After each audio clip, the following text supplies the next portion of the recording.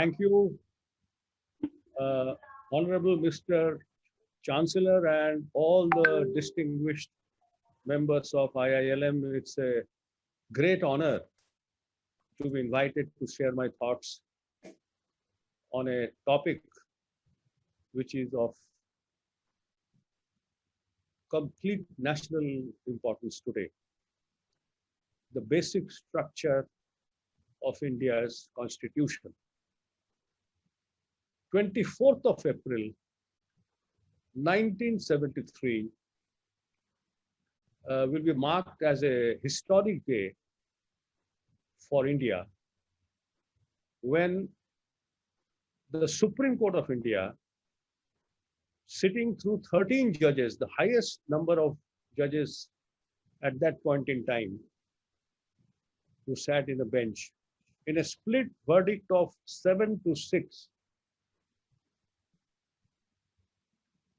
propounded the doctrine of basic structure of the Constitution of India, which is immutable. Parliament cannot alter. That's the rock solid foundation above which rests India's sovereign democratic republic. Now, what's that basic structure? I will come by the by. But the dates are very, very important. The basic rule is that 24th of April 1973, Chief Justice of India, Justice Sikri, he was the leading the 7-judge bench. And there were other 6 who were dissenting. Now, among the dissenting were A.N. Ray, Justice A.N. Ray, and others. And the leading judges were, apart from Chief Justice Sikri, Justice Shelott, Justice Grover, Justice Hegde, Justice Jagan Mohan Reddy, Justice Palekar. 2 days after that, 26th of April 1973, when Chief Justice Sikri retired, Prime Minister Indira Gandhi made Justice A.N. Ray, who had opposed the basic structure doctrine, as the Chief Justice of India, superseding Justice Grover, Justice Shelott, Justice Hegde.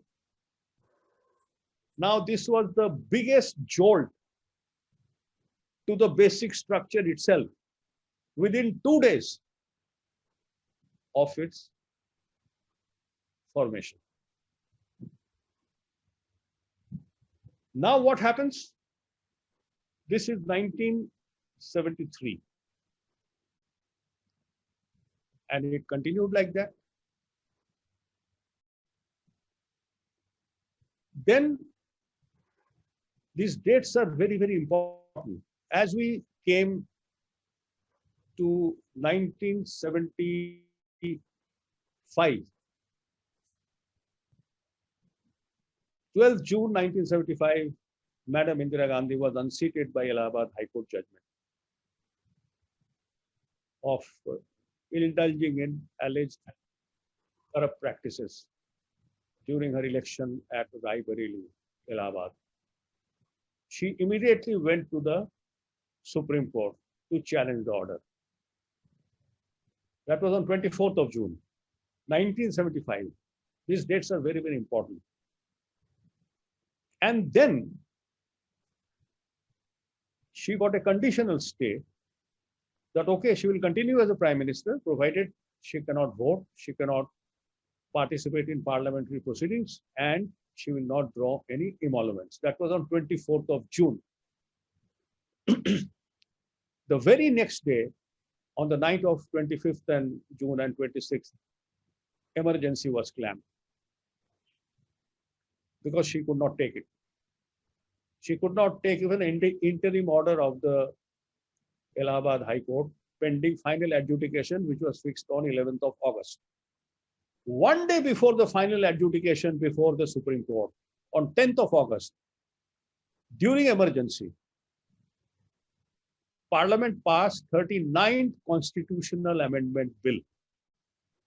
And by virtue of this parliamentary constitutional amendment, 39th Amendment, on 10th of August, Article 329, capital A was inserted. By virtue of this article, the long and short is that Mrs. Gandhi's election appeal, which was pending in Supreme Court, was completely sanctified. Parliament amendment ensured, the language ensured that her appeal disposed of, appeal goes, Allahabad High Court judgment goes. So Mrs. Gandhi back in the Prime Minister's chair as if Allahabad High Court judgment did not exist and Supreme Court judgment does not exist. Now this was challenged. This was challenged in the Supreme Court.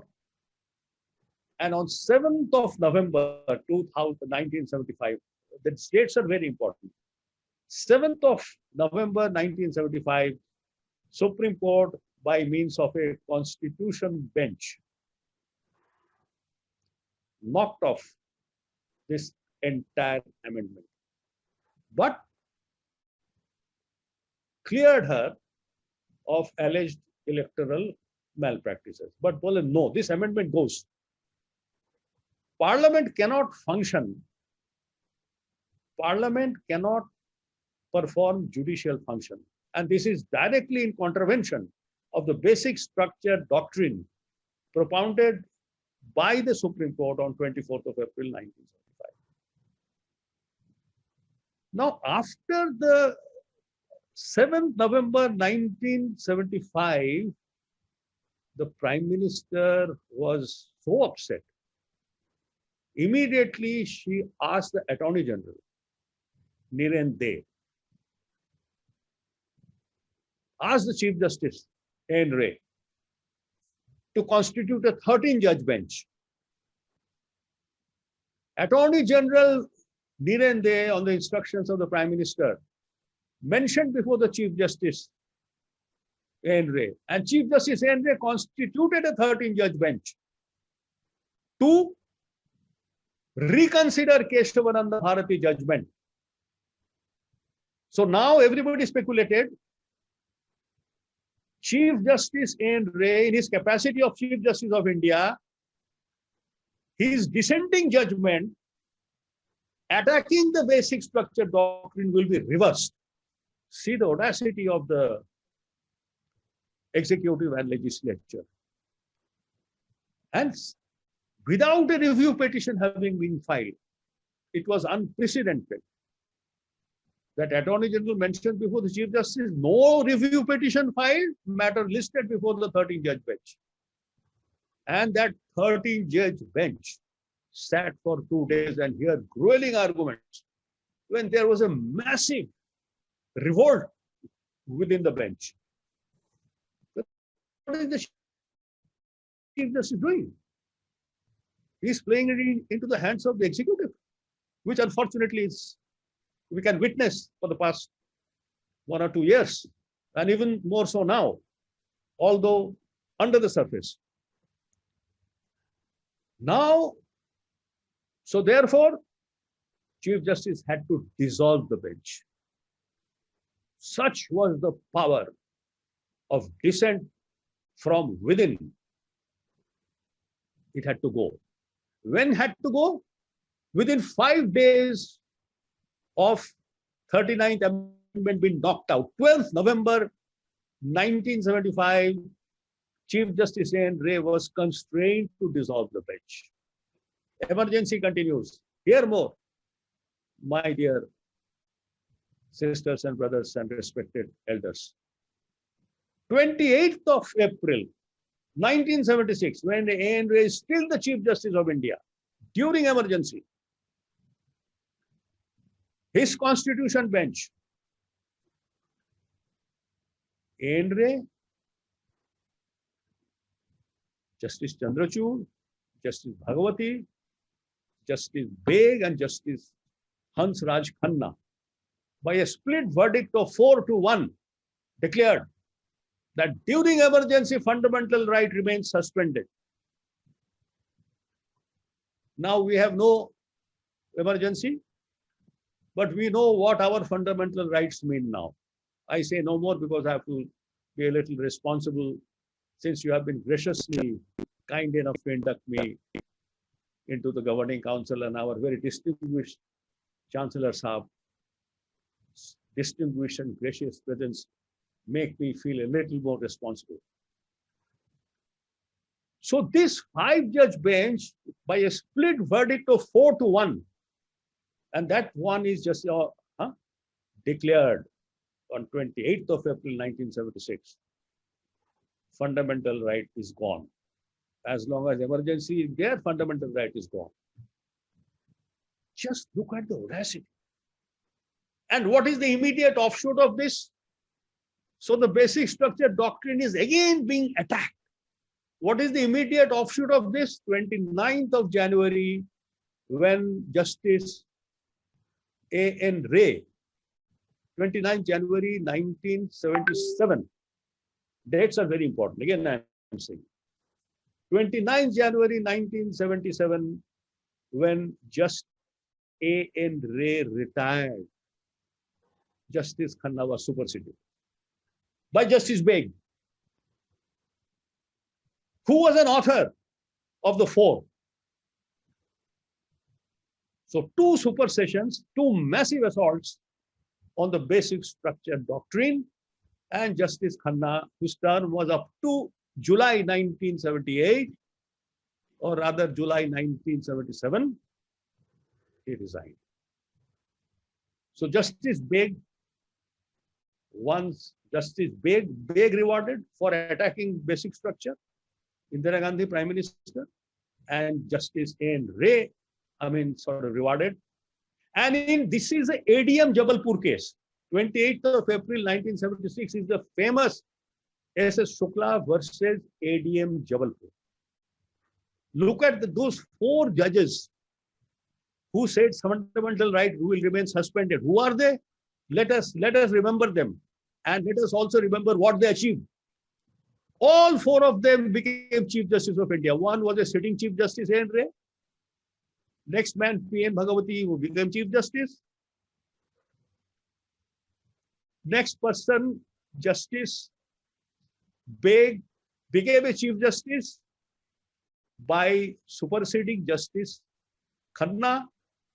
So Justice A.N. Ray, Justice Chandrachud, Justice Bhagwati, Justice Beg, all 4 became Chief Justice. So we have had history of our India is, and this is the fact I'm stating, there can't be any contempt of court, where 4 Chief Justices of India have held that during emergency, fundamental right remains suspended. This is very, very ominous.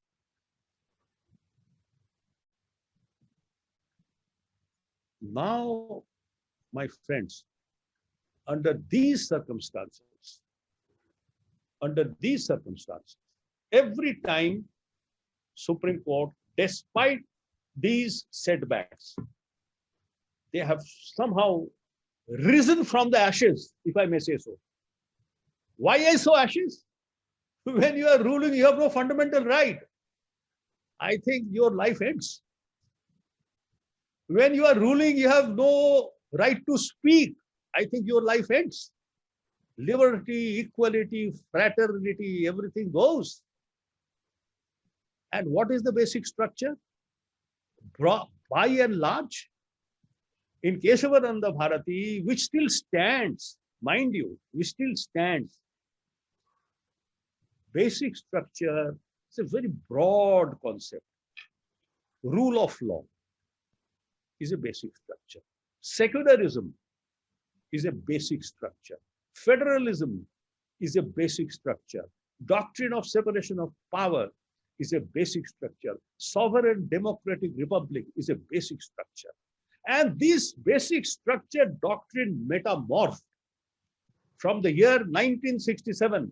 Now let us switch back. I've gone up to 1976 and 1977, Chief Justice Beg taking over as the Chief Justice of India after superseding Justice Hansraj Khanna. Before that, in 27th of February 1967, in another historic landmark judgment when basic structure doctrine had still not taken shape. In fact, from 6 years back, 27th February 19, Golaknath case, in the year 1967, again by a split verdict of 6-5, and headed by the bench of Justice Subba Rao, who was a champion of fundamental rights. He held that fundamental rights cannot be abridged or abrogated. That is part 3 of the Constitution, come what may. And what was the basis of that interpretation? If you read Article 13 of the Constitution of India, fundamental right chapter is in part 3. Part 3 starts with Article 12 to Article 35. Fundamental right under Article 13 states there are two things. All laws in existence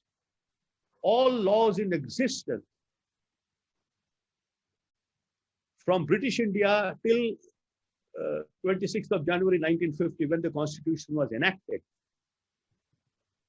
to the extent they are contrary to fundamental rights of 3rd chapter, to the extent of inconsistency, they shall be void. They shall be void. So Article 13 of the Constitution of India is the bedrock and fountainhead of fundamental rights. It protects the fundamental rights of pre-existing British Indian laws. It also states the state shall not, state is defined under Article 12, state shall not make any law which abridges or abrogates the rights under this chapter, means fundamental right. And to the extent of inconsistency, it shall be void. So Article 13 is the fountainhead of source which protects the fundamental right. And Golaknath decision in 1967 held that Article 13 is the embargo which prohibits even Parliament. Now, Parliament can amend the Constitution under Article 368. So, Article 368 power is circumscribed by the constitutional command of Article 13 that no state cannot make any law in contravention of fundamental right, and to that extent, therefore, Golaknath held Parliament, even in exercise of its constituent power, cannot abridge or abrogate fundamental right because it has to obey the constitutional command. So Article 368 was read subject to Article 13 because of this law which is stipulated and mentioned in Article 13. Golaknath case interpreted this law to include a simple law, a legislated law, a law enacted by Parliament. And law is enacted by Parliament under Article 245 and 246. Under Article 245 and 246, Parliament has exclusive jurisdiction to make laws under List 1 in the entire territory of India. And under Article 246, Clause 2, there is a concurrent list. There is a concurrent list which is List 3 in 7th schedule of the Constitution, where as stipulated in the List 3 of the 7th schedule, both state and Parliament can make laws. And then under Article 246, subject to 246 1 and 2, states have exclusive jurisdiction to make laws under List 2. So the lawmaking power of Parliament is under 245 and 246, but if you read the language of 245, Parliament's lawmaking power is not absolute. It stipulates subject to the provisions of this Constitution. So the provisions of the Constitution overrides Parliament's law-making power, and provisions of the Constitution mean the Constitution as interpreted by the Supreme Court today, as Keshavananda Bharati judgment states, which is the basic structure, because law declared by Supreme Court under Article 141 is binding on all authorities within the territory of India. Now, as you know, I have just now mentioned. So what is the difference between Golaknath and Keshavananda Bharati? A question may be asked legitimately.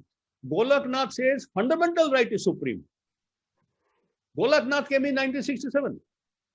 6 years later, Keshavananda Bharati said basic structure is supreme. What is the difference?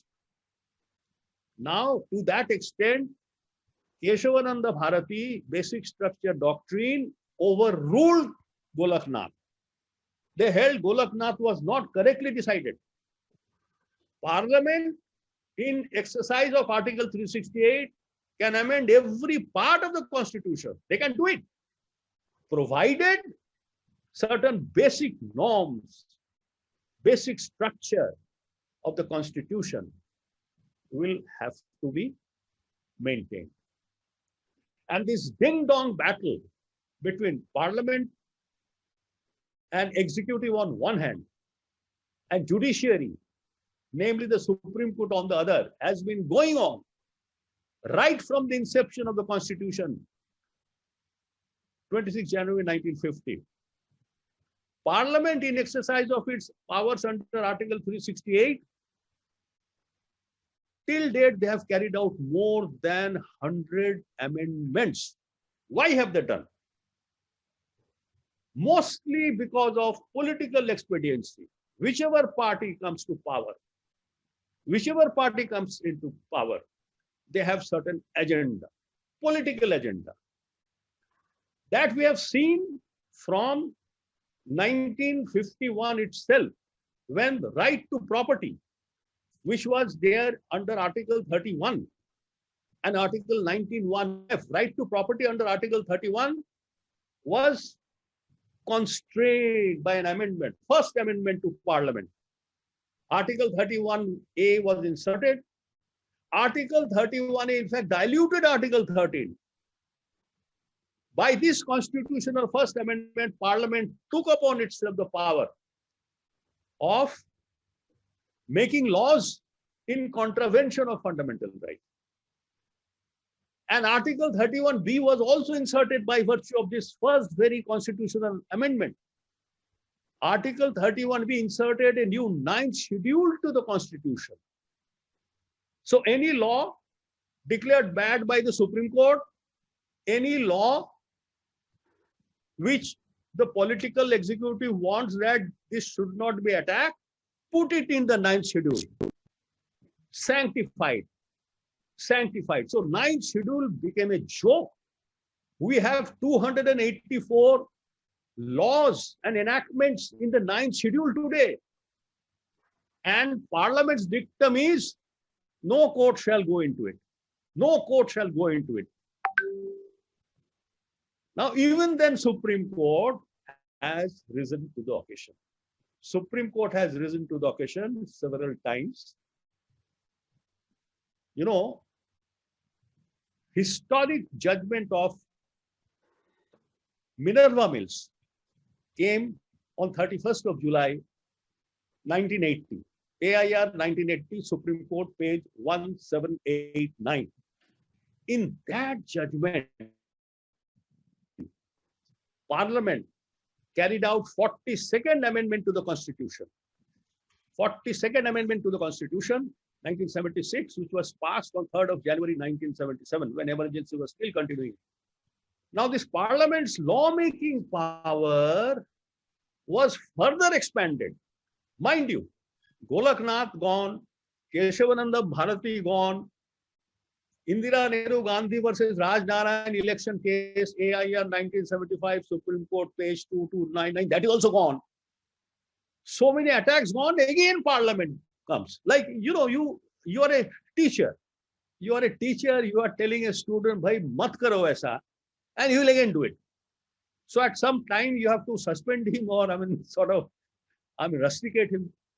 So therefore, this is the kind of, so this discipline was not being maintained. So the Supreme Court was acting like a teacher, but sometimes teachers can also go wrong. But most of the time, whenever our teacher, that means our Supreme Court, our judiciary, whenever they have gone wrong, they have corrected themselves. And that correction came through Minerva Mills. In Minerva Mills, the court made very strong observations that this power to amend the Constitution does not mean the power to destroy the Constitution. 368 article, subclause 4 and 5. Supreme Court held that this power to amend the Constitution does not mean emasculation of fundamental rights. It cannot, so it was struck down.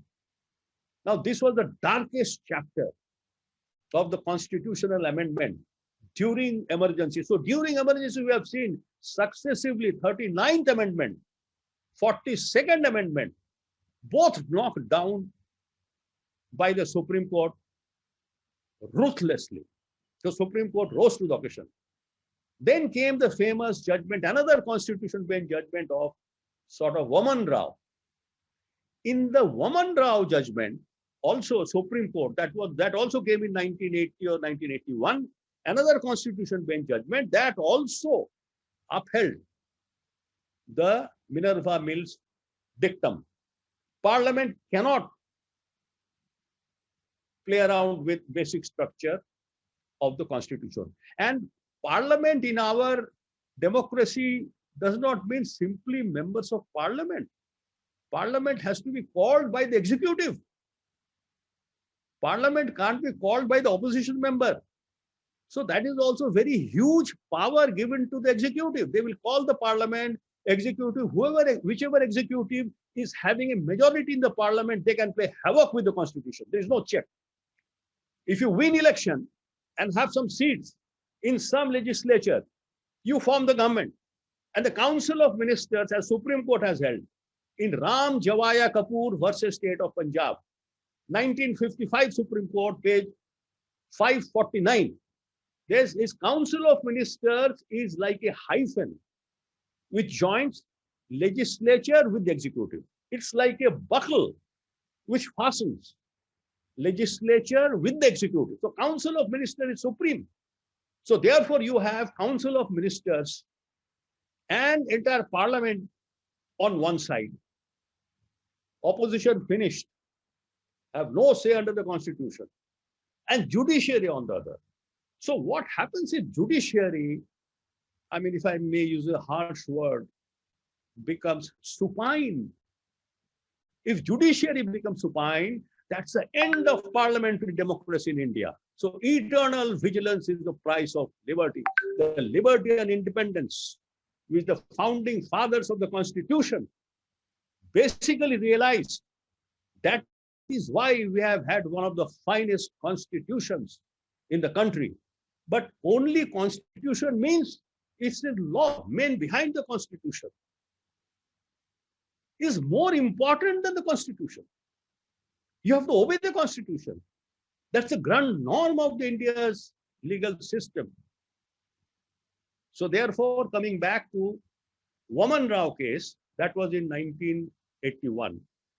Then another interesting battle started by tampering with the basic structure doctrine. And now this is regarding appointment of judges.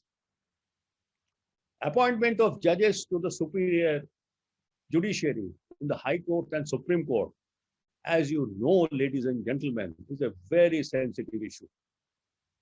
Because if a ruling party, I'm not saying this party or that party, any party, because no party will be in one position forever, which unfortunately 100% of the ruling parties feel that we will rule all our life. That never happens, and that's never going to happen.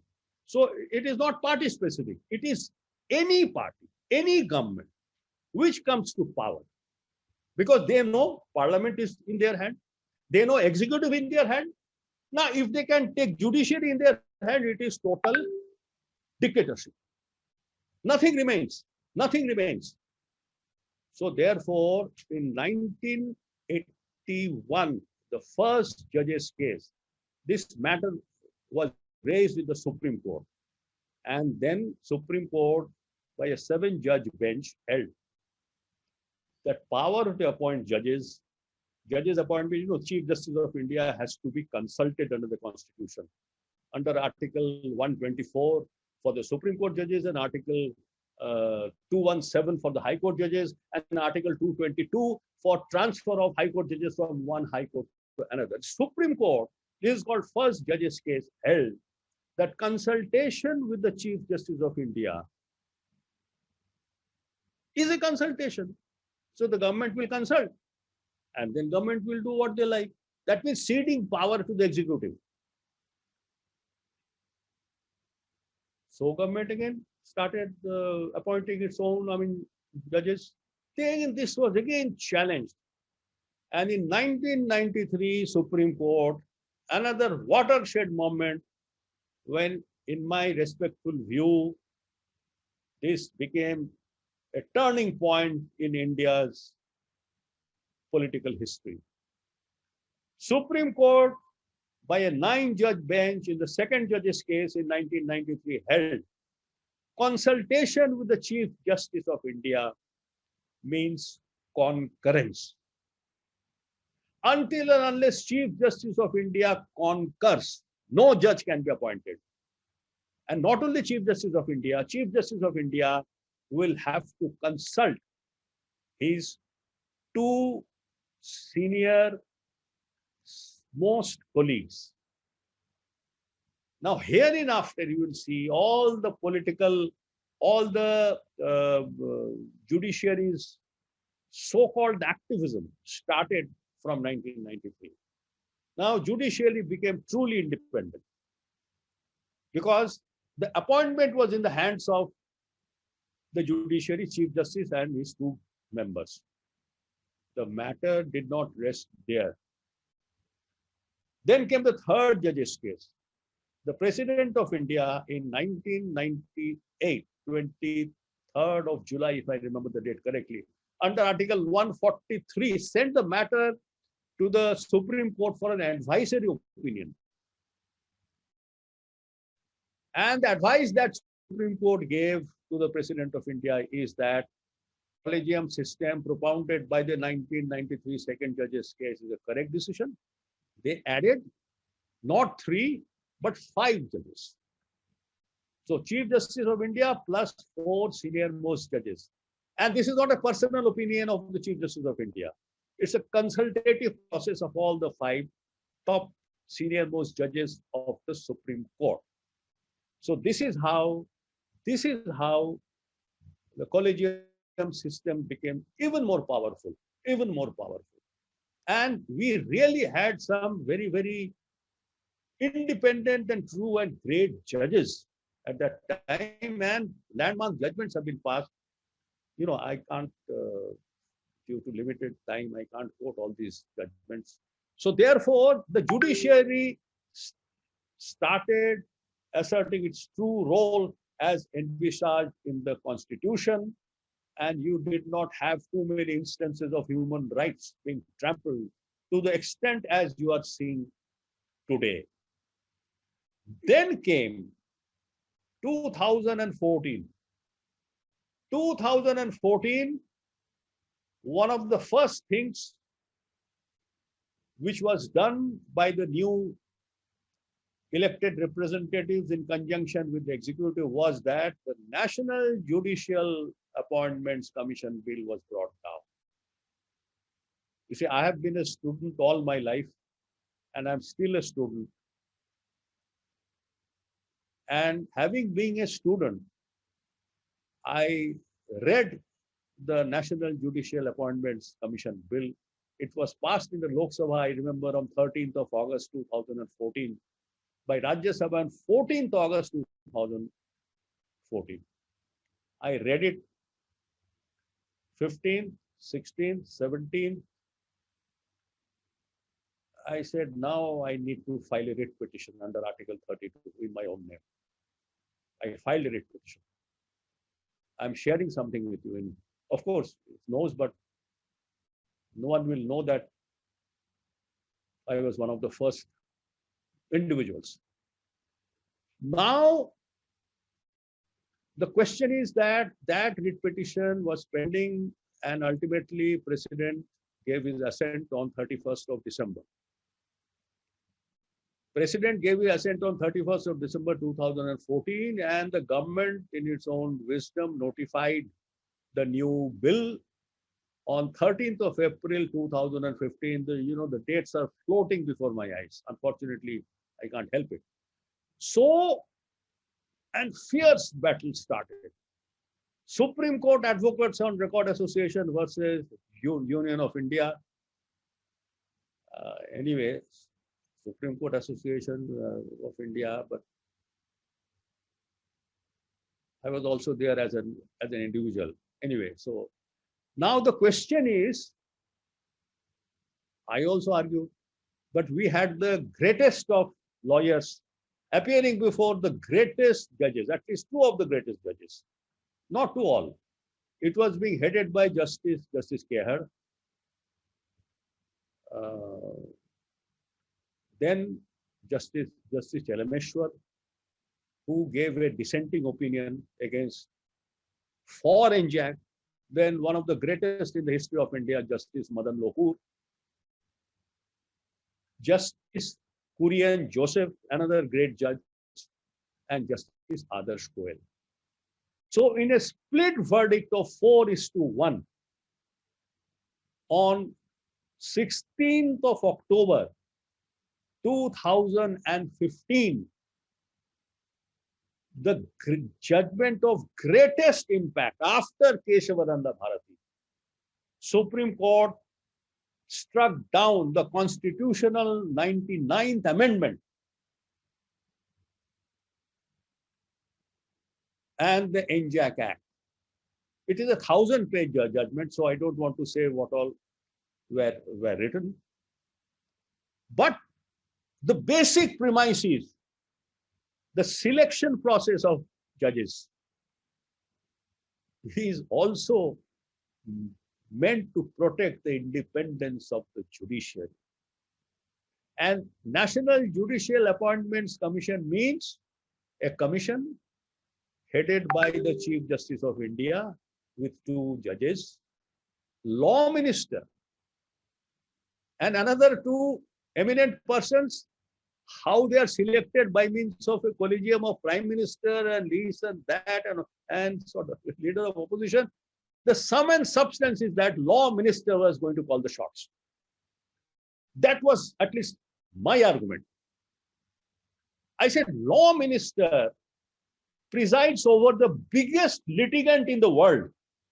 And the biggest litigant here we find every court case.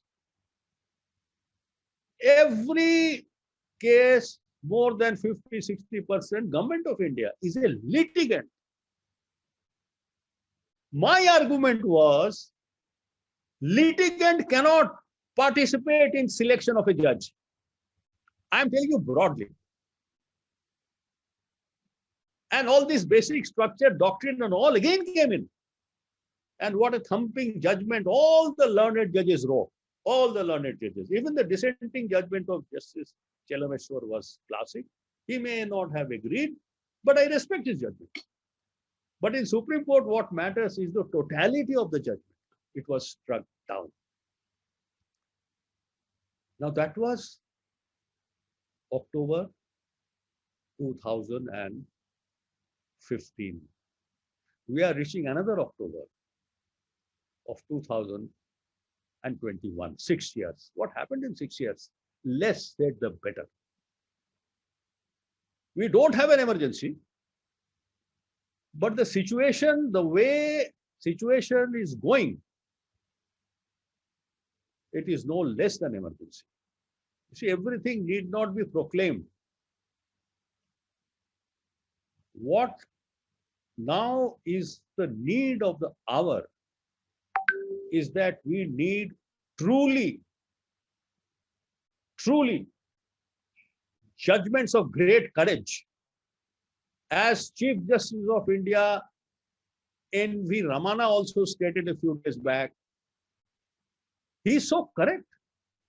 Allahabad High Court judgment of Justice Jagmohan Lal Sinha unseating a sitting Prime Minister is a shining example to the world what India's democracy means.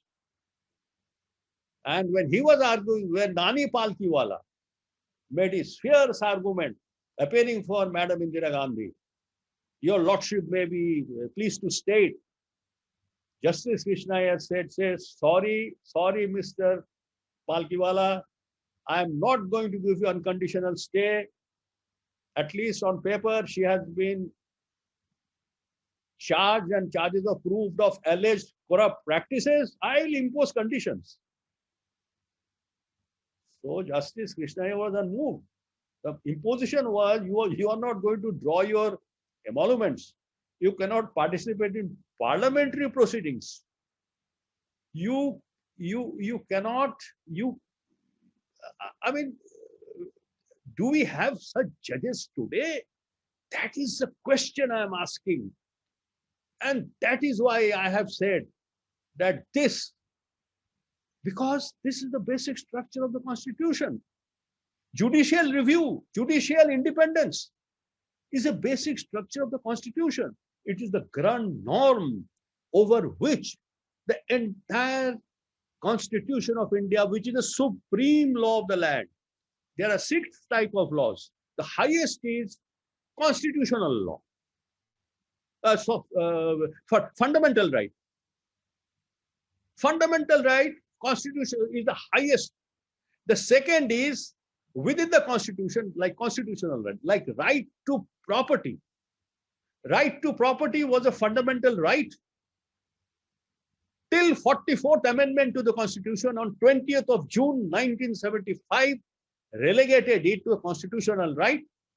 19(1)(f) was knocked out and 300A, capital A, was brought in by 44th Constitutional Amendment. Like no person shall be deprived of his property except by authority of law. The third highest law is statutory law.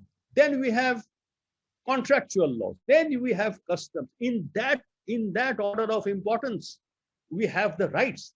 So Constitution and the fundamental right are the supreme. And if these supreme laws are being abridged and abrogated nonchalantly, brazenly, with effortless ease, and in outright contravention and negation of so many judgments, right to privacy today is a fundamental right. 9-judge bench. Most of the judges are sitting there in the Supreme Court today, right under their nose. Right to privacy is being abridged every day. What do you do? Today, right to privacy is a fundamental right. But who is there to speak? So what's the point in having law? What's the point in having a constitution? What's the point in having such great judgments? If for the purpose of implementation of the judgments, for the purpose of implementation of your rights, courts do not pronounce judgments. Court should pronounce right or wrong, good, bad, ugly, whatever. So that is another problem, another dimension of the problem which we have facing. While I was 15th or 16th, my always ambition has been to argue before a constitution bench and win a case. That dream was realized and fulfilled in the illustrious company of great Ram Jethmalani, etc. In fact, they are the ones who are doyens and who have led them. Ram Jethmalani, Fali Nariman, Anil Diwan, they led the argument. Major argument was performed by them. I had to wait for days and days and days and days before my turn came. So It was the happiest occasion in my life on 16th of October 2015, when I had fulfilled my life's ambition, which has always been to argue before a constitution bench and win a landmark case. And this is the second most landmark case after Keshavananda Bharati. But what has happened to the judgment? Is it being implemented? What has happened to right to privacy? Judgment, 24th of July, August 2017. Is it being implemented? So, my dear respected elders and sisters and brothers, my concern today is that while we have laid down outstanding case laws,